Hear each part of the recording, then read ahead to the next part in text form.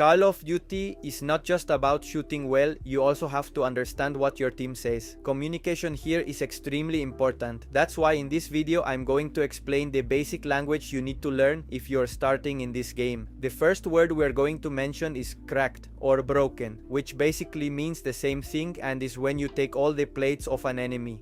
So if you hear someone say, "Hostia, I left him cracked" or "I left him broken," it means the enemy is already without the 3 plates. The word broken is also mentioned when a weapon or some advantage is too good. For example, that weapon is too broken means the weapon is too good. The next word we are going to talk about, and surely several of you already know, is wiped or wipeados. When a friend says están wipeados or team wiped, it means the team is basically annihilated, the enemy team, basically. The next word we are going to talk about is weak, and this in Spanish translates to débil. We regularly use this word to refer to when we haven't taken all 3 plates from an enemy, but we were about to do so. The next concept we talk about is one shot. This means you left them 1 shot away. This is practically when you remove all the plates and also leave them with very little health. 1 shot in Spanish would mean un tiro, but it's almost never literally 1 shot. But usually when someone tells you, "Oh, I left him 1 shot," it means a few bullets are enough to take down the enemy. Or the next word is down or "I took him down." Or this basically means you just knocked down an enemy, although he is not completely dead yet. Now, let's talk on a little about the roles in a competitive team. In Call of Duty Warzone, a competitive or ranked team is usually made up of 3 members. One of them is an anchor, another is a fragger, and another is a refragger. Normally, the anchor stays a bit further back, maintaining a safe position and preventing the whole team from dying together.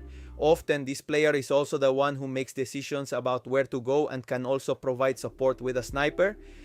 The fragger is the player who seeks combat. They usually have an aggressive playstyle, go forward without fear, and are typically the one who decides to rush a team when necessary. The translation of frag is kill enemies,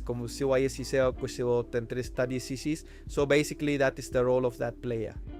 The role of the refragger is to accompany the fragger. When the fragger is taken down by an enemy, it's time for the refragger to attack, and usually the enemy has little health left, so the refragger comes in to support. If the fragger is killed, he kills the enemy. That's why the fragger and the refragger usually stay very close to each other.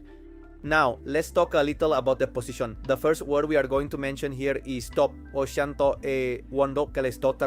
and this word means upper part or above. When someone mentions that an enemy is at the top, it basically means they are at the highest part of the building, or what is commonly known as the rooftop.